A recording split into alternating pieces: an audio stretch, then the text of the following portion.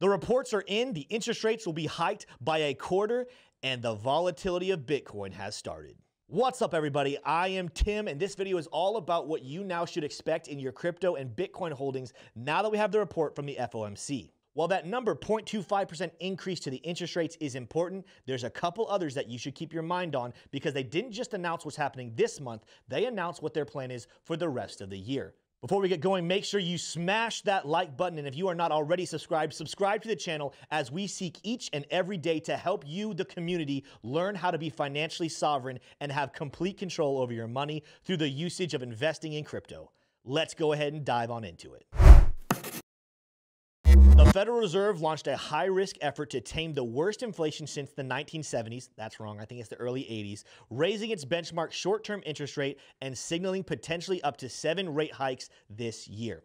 That's the first number you need to know. It's not just 1 month, and not that I think that any of you might have thought that, but we could expect at least 7 this year and then potentially another 3 coming in 2023. Now, why is this significant? Economists at this point, even seeing that 0.25% increase per month, which, by the way, would end the year sitting at about 1.75, if the Fed doesn't decide one of those months or 2 of those months to increase the hike up to 0.5, it would still put us at a spot where our inflation would end at 4.3% rather than what was predicted at 2%.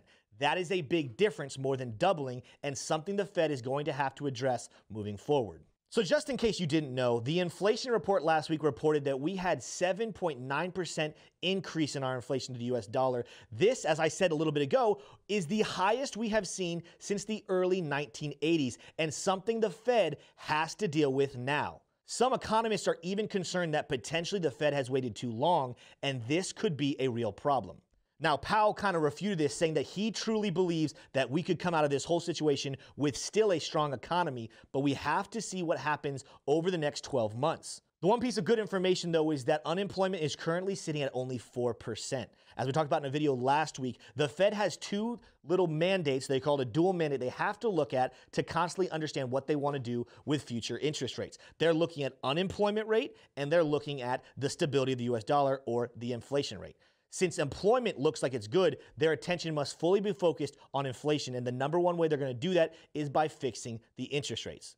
So we got to keep an eye on this month to month. Can we continue to build our economy, as Powell said, or will the economists be right and we could be seeing a potential crash not only to the US dollar, but also the stock market, commodities, and you guessed it, crypto? So the question is, if we can keep that interest rate right at 0.25, what does this mean for the future price of Bitcoin? We discussed it last night that this was more than likely what we were going to see and should be a short-term bullish case for Bitcoin. But it doesn't matter what happens to Bitcoin over this next week. Most of you are wondering, Tim, what will my Bitcoin look like a year from now, 10 years from now, 20 years from now?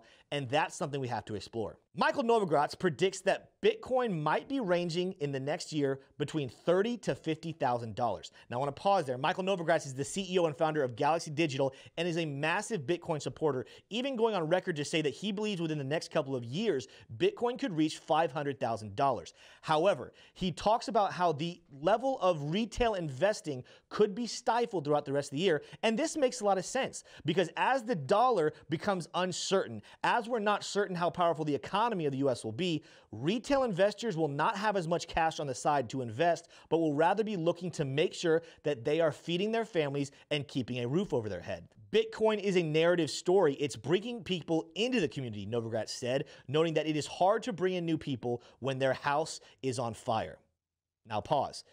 That's not the only thing that will cause a stifling or a rise to Bitcoin's price, retail investors, but it is a factor that we have to keep an eye on. We'll talk more about that at the end of the video, but what you need to know is that we could potentially see the rest of 2022 not being the year of retail investment. However, maybe it's going to be the year of institutional investment. But let's go ahead and jump on the charts and analyze what the price has been doing. Currently, Bitcoin price is sitting right around $41,200, which is, as we predicted last night, a bullish response, at least right now, to the news that has come out. We broke through this descending level of resistance right here, this red line that started right here on March 2nd, but we're currently kind of toggling and fighting with this yellow line of resistance starting all the way back here in December. This is back when we ranged between the prices of about 46,000 and 52 when we thought that potentially we might see a breakout, and that began our decrease. This is a line right here that we broke through once here at the beginning of March, but ultimately came back down, and we are currently using it as resistance. Now, I fully predict and I fully expect that we're going to end up breaking through this level of resistance. The next line we have to keep an eye on is that flat level, that flat zone of about $44,000 to $44,500 that makes up that flat level resistance of this ascending triangle.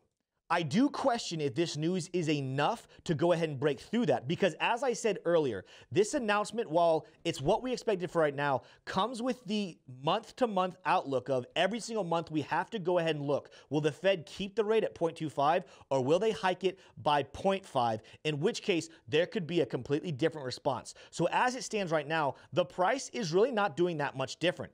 As I talked about in other videos, we continuously have anticipation dips and then rallies, anticipation rallies and then dips, and that is what's forming this bullish ascending triangle. But potentially, could we continue to see this play out to the side? And as Novogratz even said, could we see sideways movement for the rest of the year? Two key points that continue to be the levels that I am watching every single week is, can we either A, break this $46,000 resistance and actually resume a bull run, or B, do we have a drop below this ascending triangle, drop a daily candle down below $35,000, more than likely potentially matching this wick we had back here in January, and go below 33 before we finally see a rally. Ultimately, if you are an investor and you like to DCA into Bitcoin, continue as normal. Even if the rest of this year we continue to move sideways as Novogratz expects, between 30 and 50,000, it will give you time to continue to buy Bitcoin at this low price.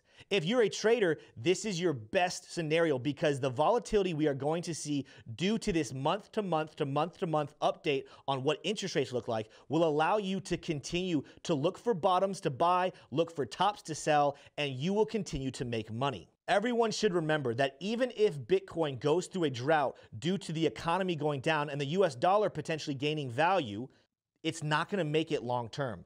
We know from the past the US dollar will continue to go to the downside, while Bitcoin's value will continue to increase, even if we're not seeing it happen compared to the US dollar. In the grand scheme of things, when we look back 10 years from now, what you can accumulate now will be what separates you from being wealthy or just still in the middle class. As I said before, this could be the year that retail investors are still flooded out of getting into Bitcoin. And while that is a negative thing, because I would love to see the everyday person be able to take back their financial sovereignty, that doesn't mean the price alone is going to stay down. As I said before, we're also going to wait this year for the government to go ahead and give us clear direction on what our regulations are going to look like. And that could bring major institutions into the space. Now, I talked about this a little bit on the show this morning. This is both good and bad. To you holding and looking at your portfolio, bringing an increase of institutional money into the space will make the price of Bitcoin go up and increase your wealth. However, is that something you want to see happen? Do you want to see whales and institutions begin to accumulate more Bitcoin while the average retail investor, or us little guys, continue to have a smaller percentage? This is all the more reason for you to continue to push your family, friends, and everyone you meet to move their money into Bitcoin, to start using their brains to not have instant gratification, but think about the future. Anyway, guys, that's what I believe. I want to hear what you think. Make sure to leave a comment down in the comment section below. That's all I have for you in this video. I'll see you in the next one.